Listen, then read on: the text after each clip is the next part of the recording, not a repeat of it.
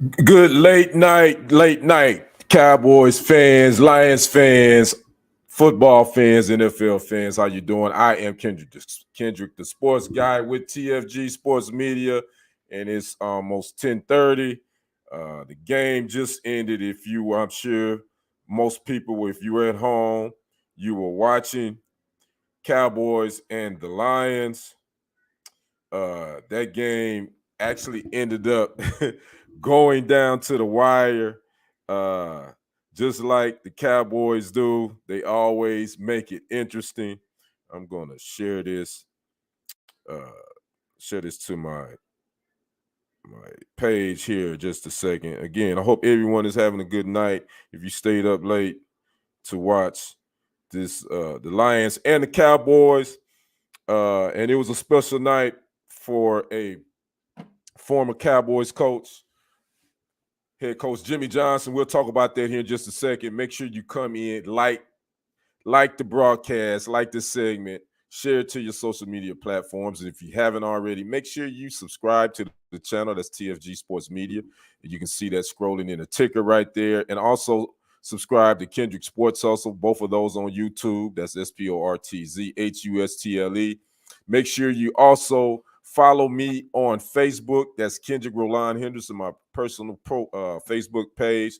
Also follow TFG Sports Media on Facebook, as well as Kendrick Sports Hustle on Facebook. A lot of places to go. Also, you can follow me on TikTok. That's Kendrick Henderson 51, as well as on Instagram, KDrick1969. So again, Cowboys hosting the Lions just ended in a thriller, 20-19. The Lions decide, instead of taking this game to overtime, they wanted to go for two to come out with the win. They actually had got the 2-point conversion, but hold on, wait a minute. There was a flag on the play.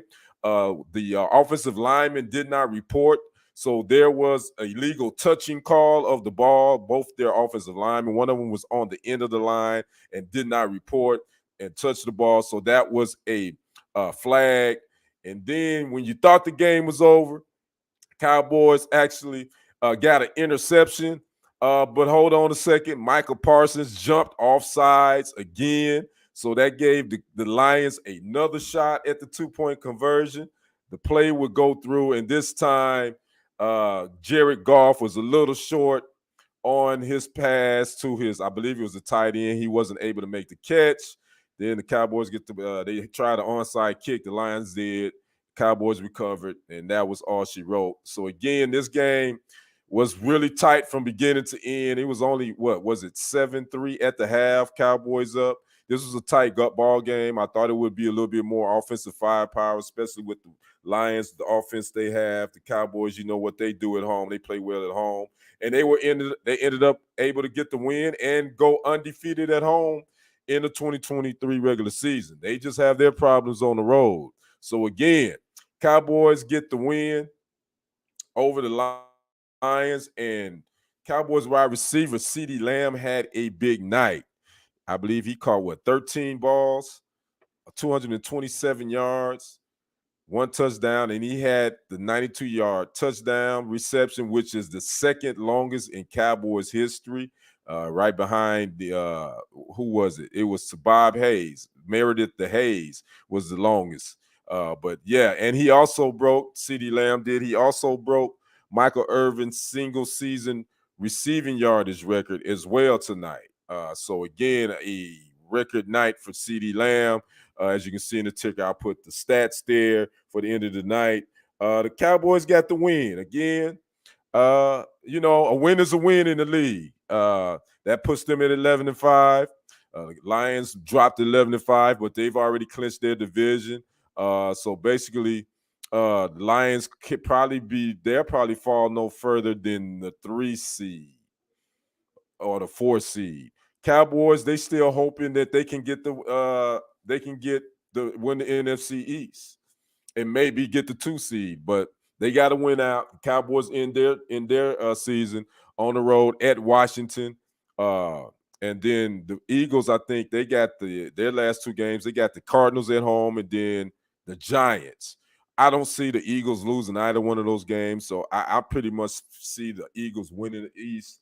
Cowboys, they were most likely end up being the 5th seed, and they will end up probably going to the whoever wins the NFC South. It looks like, which would most likely be Tampa Bay. Which, guess what? The Cowboys, I believe, wasn't that last year? They went to Tampa Bay and actually sent Brady out in retirement.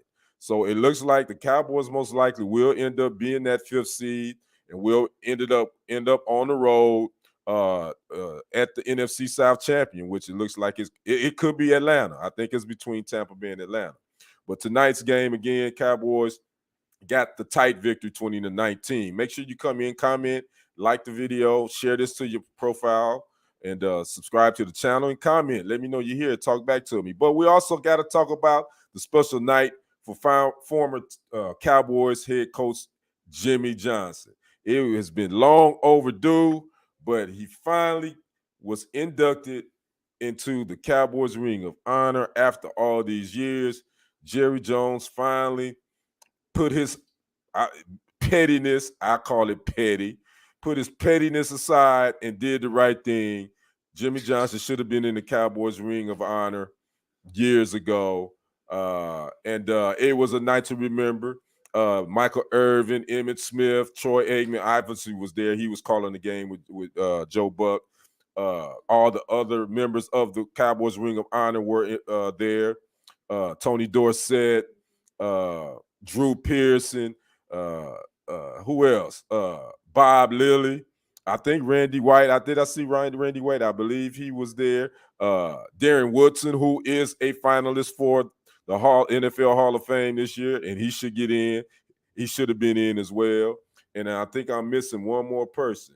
I'm missing Roger Staubach. I don't know if I think he was there. I don't know. I may have missed him, but I'm sure he was. Roger Staubach was the other one, and was Randy White. I think all those guys were there. But I did see Tony Dorsett. Obviously, saw Michael Irvin, Troy Aikman. Irvin and Emmett was messing up Jimmy's hair and all that. So again,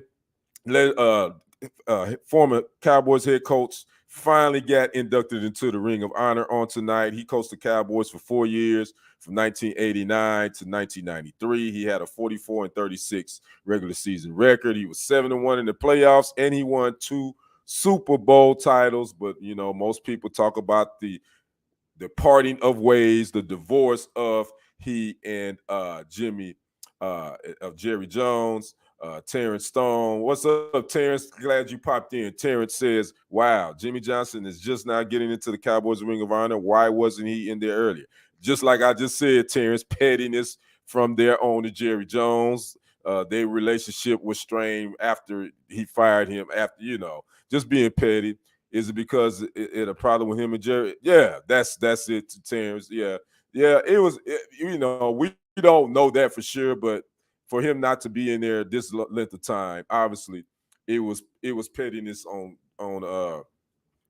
Jerry Jones' part. Oh, DeMarcus Ware, that was who I was missing. DeMarcus Ware was there too. Now, DeMarcus Ware was just inducted this year as well. So when I saw that, and I'm not saying DeMarcus Ware shouldn't have been inducted, I'm like, how the hell is DeMarcus Ware going to be inducted before Jimmy Johnson?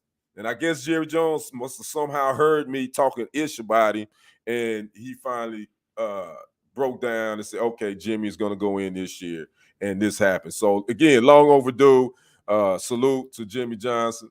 I think when you talk about college coaches transitioning to the NFL, he's the one and only that really had the smoothest, the most success that I can think of. When you talk about having success at the college level, then transferring, moving to the pro level, and making it and being successful. At least with the Cowboys, he would go on to coach the Miami Dolphins for a few years. Didn't have the same success he had with the Cowboys, but none the same. He did that transition, and I don't think we'll see that again. I don't think you'll see another college coach come to the league, put together, basically take a team that was 1-15, build it from the ground up, and find a way to win 2 Super Bowls in 3 years. I don't think we'll ever see that again. And then free agency has changed the way you can do that too, because it's hard to build a team because of the way free agency is set up in the NFL. So again, Cowboys, Lions, They get it on tonight. So again, Cowboys get the win, 20-19. They moves to 11-5. The Lions drop to 11-5. But again, the Lions have already clinched their division.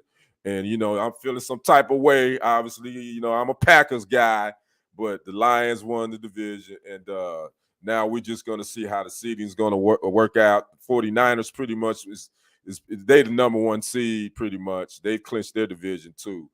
So they're sitting pretty right now. As far as the AFC, still got some things up in the air, but looks like the Ravens are sitting pretty, I think. The Browns are coming, so the Ravens got to stay on top of their game. The Browns got that big win on Thursday night over the Jets. So we'll see what happens there. Now, back to this Cowboys game. Dak looked pretty good, He had that one bad interception, though, in the first quarter. But outside of that, I think the Cowboys still offensively, their offensive line, I think, is a little shaky. They're not running the football as good as they should be able to. And I think that's going to come bite them in the butt. They got this new Texas Coast offense with the short passing game, and that's all well and good. But they missed on some they got to be able to run the football, in my opinion. And, and they got to play better on the road. They played all right tonight. They didn't play great, but they do play much better at home. But they're not going to be at home probably in the first round. Wild card round, they're going to be visiting somebody, either Tampa Bay or Atlanta. That's the way it looks right now. So they got to get that together, and they got to tighten up their run defense. Or again, it's going to be a short trip in the playoffs for them. As far as the Lions, I think the Lions, there's no expectations for them.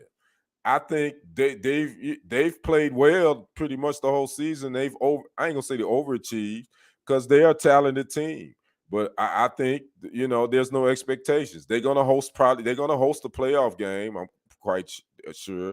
So I think they'll be all right. Jared Goff, he just got to make better decisions. A couple of decisions he made tonight, and that was probably part of the Cowboys' pass rush as well. So I just wanted to come here and talk about that. Talk about Jimmy really finally getting inducted into the Cowboys Ring of Honor, and it's been long overdue. Also, Darren Woodson, who should be going into the NFL Hall of Fame. I mentioned he is a finalist again. I think this is maybe his 7th year, maybe being a finalist, maybe 8, maybe longer than that. But he's a finalist as well as a couple of other guys. Andre Johnson is a finalist again. First year finalist, I know, is Antonio Gates. I'm just remembering off the top of my head. So the finalists for the NFL Pro Football Hall of Fame, the inductees, that would be announced in February, right before the Super Bowl. So again, that is a quick look at tonight's game, my reaction to it. The Cowboys, again, they end the season next Sunday at Washington, a noon game. Do they sit their starters?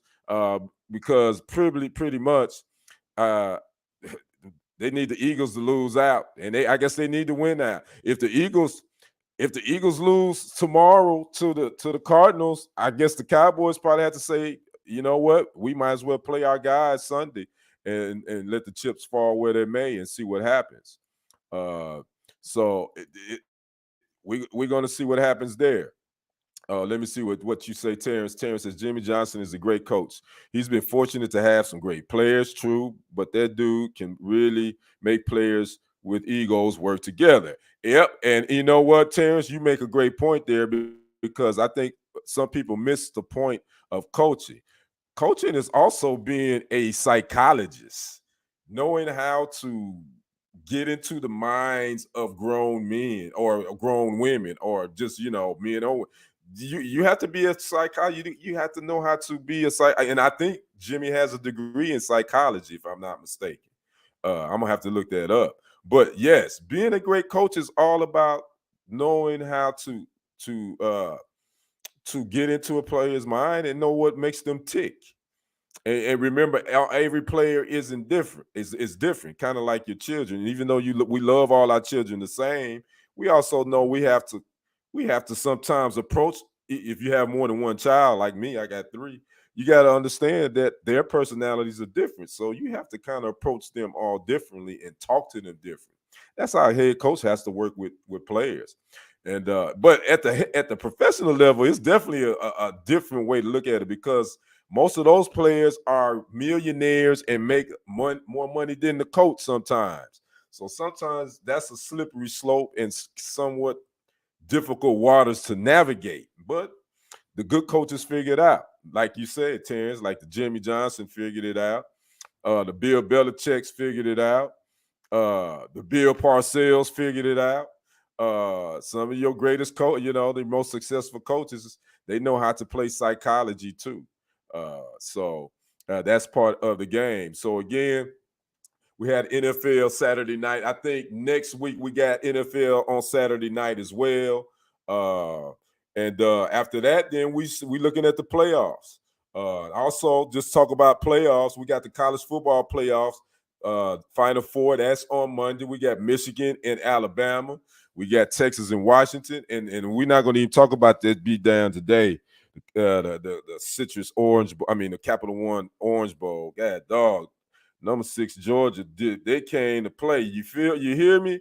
They didn't care if Florida State was playing with uh uh uh Pee Wee League players. They put 63 on Florida State.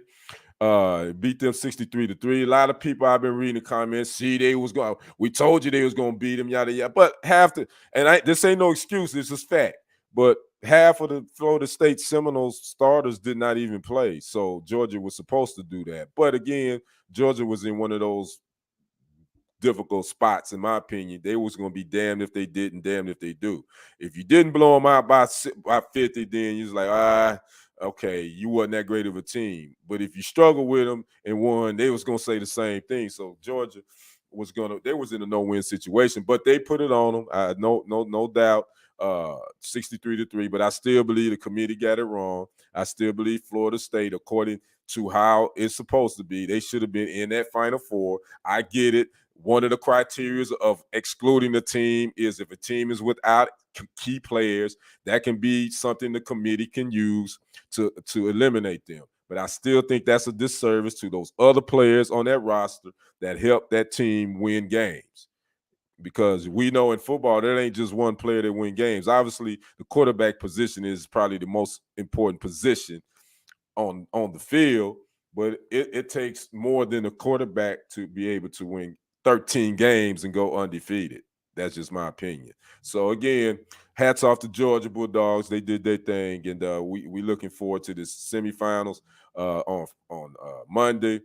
And also, you guys, it is New Year. We're stepping into the new year. I want to make sure you guys, whatever festivities you going to be doing, be safe, be responsible. And one quick YouTube note, Facebook note. I am going to be doing my last show for 2023. It will be going down at 5 p.m. Central Standard Time tomorrow. I'm going to have a special guest, my guy Rico McGee, who is a YouTube sports content creator as myself. He has his channel called The Sports Minute. If you go over there, watch this later, make sure you comment. Go subscribe to my guy Rico McGee's The Sports Minute YouTube channel. He and I are going to be doing our top sports stories of 2023. We are doing that tomorrow at 5 p.m. Central Standard Time, 6 p.m. Eastern. So make sure you come tune in.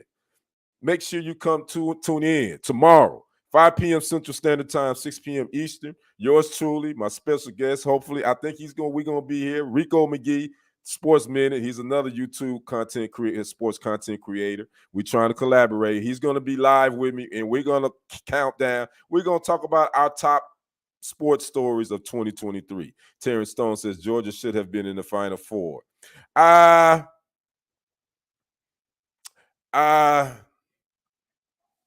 Nah, they shouldn't have dropped. You know what? That's really because they were number one all year, and the only loss they had was to Alabama in the Southeastern Conference Championship game.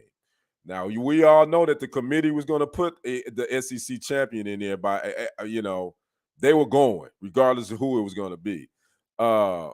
With now thinking about it, Jordan. But who did you who so Georgia should be in there over Texas or Washington or Alabama. The Kim put them in there over Alabama because Alabama beat them. So you saying that Georgia would have to be in there over Texas or Washington, and Texas won they won their Big 12. They won the Big 12 and they beat Alabama. So I can see Texas being in there just because of that. Washington, Washington only had one. They won the Pac-12. Georgia didn't win the Pac. Georgia didn't win that conference championship. So that's why I can see why Georgia drop out of the playoffs. That's my logic, Terrence. I ain't saying I'm right. That's just me thinking it through. Thanks, Terrence. Thanks for. I hope. Hey, appreciate that. Oh, and I appreciate your support as always, Terrence. You always watching, my brother, and I appreciate that, man. And happy New Year to you and your family again. And hopefully you stepping into some prosperity, peace, and love and all that good stuff. So again, I'm gonna jump off of here again. I just wanted to jump on and give my reaction to the Cowboys Lions game. Cowboys again got the win 20-19 over the Lions. That moves them to 11-5. Lions dropped to 11-5, and both these teams have already clinched playoffs berths. So we'll see what happens after that. So again, make sure you like and subscribe to TFG Sports Media here on YouTube. Make sure you subscribe and like Kendrick Sports Hustle, my personal sports YouTube channel. That's SportzHustle. Make sure you like and follow me on Facebook, Kendrick Roland Henderson, as well as my Facebook page, Kendrick Sports Hustle, as well as TFG Sports Media on Facebook. Make sure you follow me on TikTok, Kendrick Henderson 51. I'm at 1,100 followers over there. I'm going to start going live over there a little bit more. And follow me on Instagram. That's Kdrick1969, where I do a little bit more, post a little bit more music and stuff over on Instagram and TikTok because I'm a music head. I love music and all that good stuff. So again, you guys enjoy the rest of your Saturday and your Sunday, New Year's Eve. Again, I hope you be safe. And appreciate that, Terrence. Always love, brother. And you all enjoy the rest of your night. I'm going to get off of here and get out your hair. So we will see you on the other side and on the next report. And remember, tomorrow, 5 p.m. Central Standard Time, live, we're talking the best, my top sports stories. And it's just mine, my top sports stories of the 2023 year. So make sure you keep it locked here. Tell your friends, come check us out. All right. You all have a great night. I'm Kendrick, the sports guy. We will see you on the other side and on the next report. I am out. Peace.